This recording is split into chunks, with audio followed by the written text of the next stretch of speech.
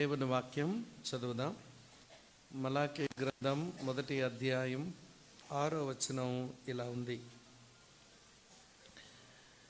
కుమారుడు తన తండ్రిని గణపరచును గదా, దాసుడు తన యజమానుని గణపరచును గదా. నా నామమును నిర్లక్ష్యపెట్టు యాజకులారా, నేను తండ్రినైతే నాకు రావలసిన ఘనత ఏమాయను? నేను యజమానుడనైతే నాకు భయపడువాడు ఎక్కడ ఉన్నాడు అని సైన్యములకు అధిపతియు అగు యెహోవా మిమ్మును అడుగగా, ఏమి చేసి నీ నామమును నిర్లక్ష్యపెట్టితిమి అని మీరు అందరూ.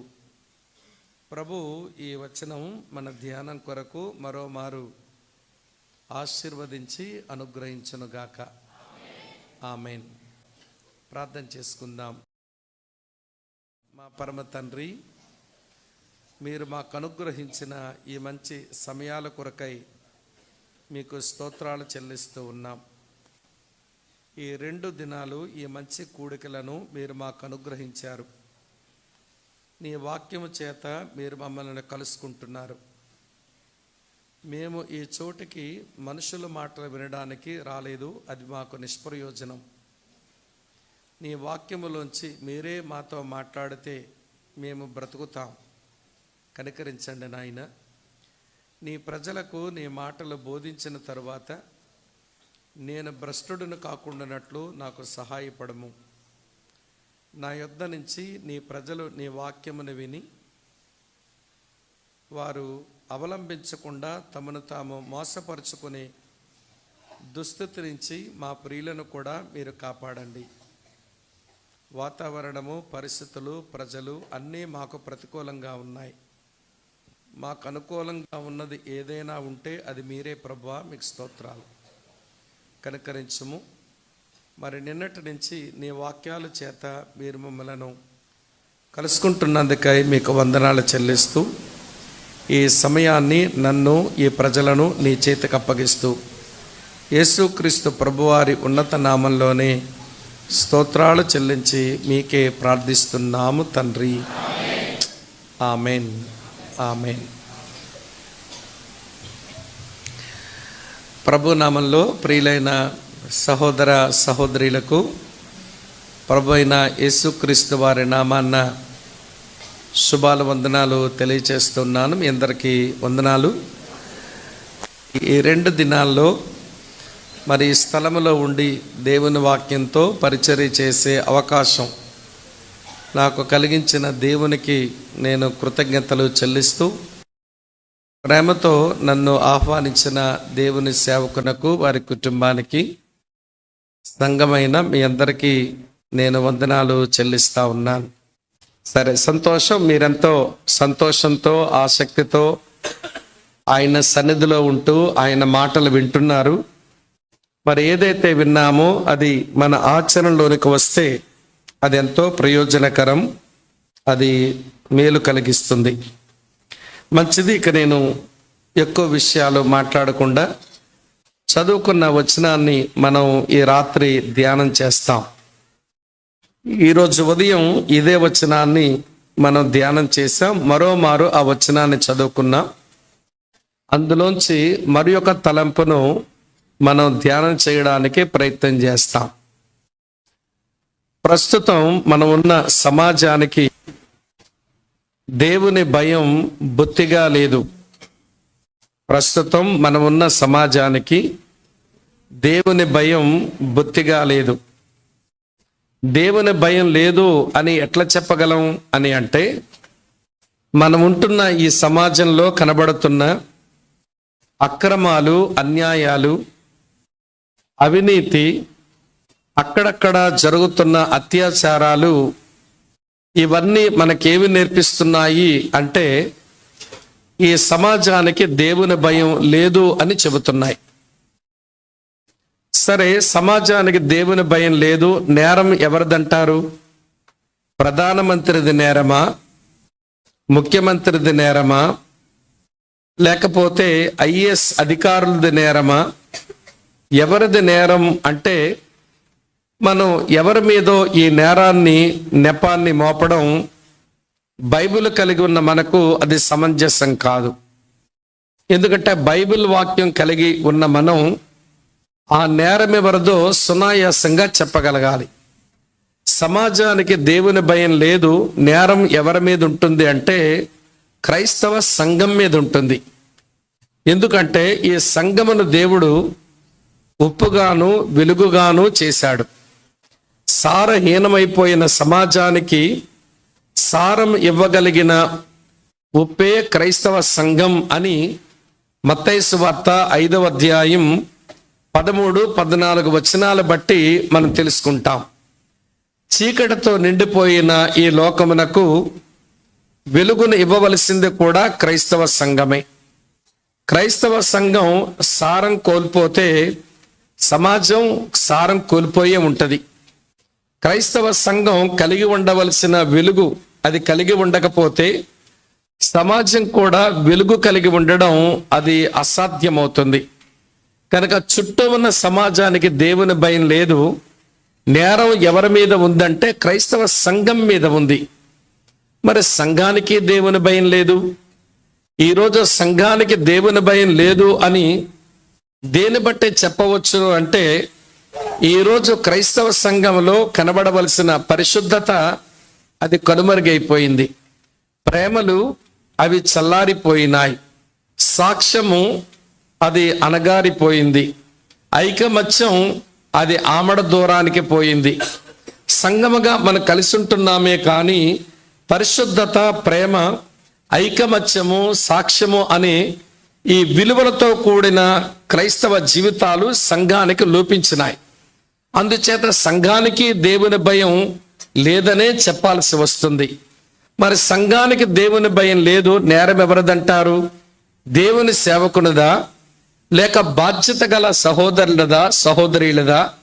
ఎవరిది నేరం అని ప్రశ్నిస్తే మనం ఎవరి మీదనో నేరం మోపడం అది సమంజసమైన విషయం కాదు. ఎందుకనంటే సంఘం అంటే కొన్ని కుటుంబాల కలయిక కదా. సంఘానికి దేవుని భయం లేదు అంటే నెపం, నేరం కుటుంబాల మీద ఆధారపడి ఉంటుంది. కనుక సంఘానికి భయం లేదు, నేరం ఎవరిదంటే కుటుంబాలదే. మరి కుటుంబాల్లో కూడా దేవుని భయం ఉన్నట్టు కనబడడం లేదు. ప్రియులారా, కుటుంబంలో ఉండవలసినటువంటి ప్రియులారా ఆ విలువలు, కుటుంబ సంబంధమైనటువంటి ప్రామాణికాలు ఎప్పుడో మనం మర్చిపోయినాం. కనుక కుటుంబానికి కూడా దేవుని భయం లేదు. నేరం ఎవరిదంటారు? నాన్నదా నేరం, అమ్మదా నేరం, లేక అన్నదా నేరం, చెల్లిదా నేరం? ఎవరిది నేరం అంటే నేనంటాను ఆ కుటుంబంలో ఉన్న ప్రతి వ్యక్తిది నేరమే. ఎందుకంటే వ్యక్తుల కలయికే కుటుంబం కదా. ఒక వ్యక్తికి దేవుని భయం ఉంటే అది కుటుంబానికి అంటుతుంది. ఒక కుటుంబానికి దేవుని భయం ఉంటే అది సంఘానికి అంటుతుంది. సంఘానికి దేవుని భయం ఉంటే సమాజానికి ఆటోమేటిక్గా వస్తుంది. వెనుక నుంచి వస్తాను. సమాజానికి దేవుని భయం లేదు, నేరం సంఘం మీద ఉంది. సంఘానికి దేవుని భయం లేదు, నేరం కుటుంబాల మీద ఉంది. కుటుంబాలకు దేవుని భయం లేదు, నేరము నా మీద ఉంది అని మనం ఎంచుకోవాలి. ఈ ఉపద్ఘాతం నేను ఎందుకు చెప్పాను అంటే దేవుడు మలాకీ ద్వారా మాట్లాడుతూ ఇలాగంటున్నాడు, నేను మీ తండ్రినైతే, మీరు నా పిల్లలైతే, నేను మీ యజమానుడనైతే, మీరు నా దాసులైతే నాకు భయపడవాడెక్కడున్నాడు అని ప్రశ్నిస్తున్నాడు.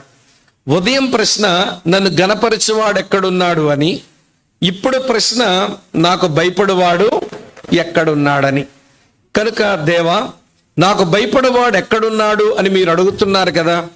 నీకు భయపడే మనిషిని ఇగో బేతేల్ ప్రార్థన మందిరంలో నేను కూర్చున్నాను అని చెప్పి దేవునికి మనం కనపరుచుకోగలిగితే నిజంగా మన ఆధ్యాత్మికంగా చాలా బాగున్నట్టు లెక్క.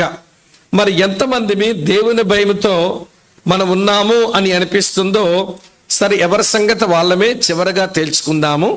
మనలో దేవుని భయం ఉంది అని అనిపిస్తే దేవునికి స్తుతులు చెల్లించి మన ఇళ్ళలకు వెళదాం. మనలో దేవుని భయం ఉన్నట్టు అనిపించడం లేదనుకోండి, ప్రార్థన చేసుకుని ప్రభు సహాయాన్ని కోరి, ప్రభువా నీ భయము నాకు ప్రసాదించమని అడగడం అన్నా మనం నేర్చుకోవాలి. ఈ రెండు పనుల్లో ఏ పని చేయకుండా ఈ సాయంత్రం మీరు ఇళ్ళకి వెళ్ళడం అది అంత సమంజసం కాదు అని మీరు సహోదరునిగా, దేవుని దాసునిగా నేను మీకు మనవి చేస్తున్నాను. సరే రండి ప్రియులారా, నేను మీ తండ్రినైతే, పిల్లలైతే, నేను మీ యజమానుడనైతే, మీరు నా దాసులైతే నాకు భయపడువాడు ఎక్కడున్నాడు? ఇలా మీతో చెప్పనివ్వండి. తృప్తిని గురించి బైబిల్లో బోల్డ్ అంత బోధ ఉంది. అందులో ఒక 3 మాటలన్నా జ్ఞాపకం చేస్తాను. మొదటి మాట చూడండి, హెబ్రీ పత్రిక 13వ అధ్యాయం 5వ వచనం. అక్కడ భక్తుడు ఏమంటున్నాడంటే, మీరు ధనాపేక్ష లేని వారై మీకు కలిగిన వాటితో మీరు తృప్తిగా ఉండండి. ఈ రోజున మనకే తెలుసు, బైబిల్ ఉన్న మనకు ధనాపేక్ష సమస్తమైన కీడులకు మూలం అని తెలుసు. కానీ ధనాపేక్షతోనే ఈరోజు క్రైస్తవులంగా మనం చలామణి అవుతున్నాం. ఏముంటుంది వాక్యం? ధనాపేక్ష లేని వారై మీకు కలిగిన దాంతో తృప్తిగా ఉండండి అంటే, దేవుడు కలిగించిన దాంతో తృప్తి చెందడం మానేసి ఏదో కావాలన్న ధనాపేక్షతో మనం బ్రతుకుతున్నాం. ధనం ఏంటో చెప్తాను వినండి. ఒక ఊర్లో 2 స్నేహితులు వారు వేరొక ఊరికి ప్రయాణం చేసి పోతున్నారట. వాళ్ళు పోతున్న ప్రయాణంలో మధ్యలో ఒక అడవిలో ప్రయాణం చేసి వెళ్ళవలసి వచ్చింది. వారిద్దరూ వెళుతుంటే ఒక సాధు, ఆయన కాషాయ వస్త్రాలు వేసుకున్న సాధుగారు పరుగున వస్తున్నట్ట. వీళ్ళిద్దరూ, ఏమండి సాధుగారు ఏంటలా మీరు పరిగెడుతున్నారంటే, అమ్మో అక్కడ చంపేది ఉందండి, అమ్మో అక్కడ చంపేది ఉందండి అన్నట్ట. ఈ మూట పట్టుకొని ఇంటికి పోయి నువ్వు సగం నేను సగం పంచుకుందామని మూటను మధ్యలో పెట్టి అటొకడు ఇటొకడు గోతికాడ గుంటన కళ్ళ కూర్చున్నట్ట. ఆకలేసేస్తుంది. వాడన్నట్టు ఒరే ఆకలిస్తుంది, మరి భోజనం ఏదైనా పట్టణంలోకి వెళ్ళి తెచ్చుకుంటే ఒక ముద్ద తిని సాయంత్రం అయ్యే వరకు ఇక్కడ ఉండొచ్చు, నువ్వెళ్తావా నన్ను వెళ్ళమంటావంటే వాడు అన్నట్ట, సరే పో నువ్వే వెళ్ళిలే, ఇలా ఆహారం తీసుకురా అన్నాడు. సరే వెళ్తాను అని చెప్పి వీడు వెళ్ళాడు. స్నేహితుడే కదా, నన్నే మోసం చేస్తాడు అనుకుని వీడు వెళ్ళాట. వెళ్ళగానే వీడు ఆహారం తినేశాడు. ముందు తిన్న తర్వాత స్నేహితుడికి పొట్లాం కడదామని అనిపించి, నేను ఆహారం పట్టుకెళ్తే ఇది తినేసిన తర్వాత ఆ మూటలో నాకు సగం ఇస్తాడు, ఆడ సగం ఉంచుకుంటాడా, మొత్తం అంతా మనమే లాగేస్తే పోలా అని చెప్పి వాడు కట్టించిన ఆహారం పొట్లాంలో కొంచెం విషం కలిపాడంట. పొట్లం కట్టించినాడు. వింటున్నారా లేదా? ఇప్పుడు అడవిలో కూర్చున్నోడు వాడేదో ఆహారం తెస్తే నేను తినేసిన తర్వాత ఆడికి ఇందులో సగం ఇచ్చి నేను సగం ఉంచుకోవాలా? లేదు అట్లా కాదులే, ఆడొచ్చేసరికి నా దగ్గరున్న కత్తిని కొంచెం బాగా సానబెడితే ఆడ ఆహారం తెచ్చాక నేను తిన్నమైపోయాక, లేకపోతే ఆహారం తెచ్చినప్పుడు ఒక పోటుపడి చంపేస్తే మొత్తం అంతా నాదే పొద్దని వీడు అనుకున్నాడంట. ఆడేమో విషం కలుపుతున్నాడు, వీడేమో ఎలాంటి బాగా చెప్తారు మీరు. వాడేమో విషం కలుపుతున్నాడు, వీడేమో కత్తి నూరుతున్నట్ట. సరే మొత్తానికి ఆహారం పట్టుకొని వచ్చి రాగానే, స్నేహితుడా నేను తినేశాను, నీ కొరకే ఆహారం తెచ్చాను అని దగ్గరకు వచ్చేస్తే వీడు కత్తితో ఒక పోటు పొడిచాడంట వాడిని. వాడు కింద పడ్డాడు. ఇక ప్రాణం పోయే పరిస్థితి రాగానే వాడు జ్ఞాపకం చేసుకున్నట్ట. సాధుగారు ఏమన్నారు? చంపేది అక్కడ ఉందన్నారు. అదే గాని మా మధ్యలోకి రాకపోయి ఉంటే నా స్నేహితుడు నన్ను చంపునా, ఈ డబ్బు నిజంగా చంపేదే అనుకుని వాడు ప్రాణం విడిచినాడట. వీడు అనుకున్నాడు, అబ్బా వీడు చచ్చాడు, మూటంతా నాదే అనుకుని ఆహారం పొట్లాన్ని తీసి ఒక్కొక్క ముద్ద తింటున్నాడు. ముద్ద లోపలికి వెళ్ళగానే కళ్ళు తిరుగుతున్నాయి. ఏమండి, నోట్లోంచి రక్తం వస్తుంది, ముక్కులోంచి రక్తం వస్తుంది. వీడికి అర్థమైందంట, వీడు విషం కలిపి తెచ్చాడు వీడిని చంపడానికి. అయ్యో సాధుగారు ఎంత ఖచ్చితమైన మాట చెప్పారు, చంపేది ఎక్కడుందని. ఇదే గాని మా మధ్యలోకి రాకపోయి ఉంటే నేను చచ్చుందునా, నా ఫ్రెండ్ నన్ను చంపునా అనుకుని ఈడి చచ్చాడంట. అర్థమైంది ఇప్పుడు? డబ్బేంటి?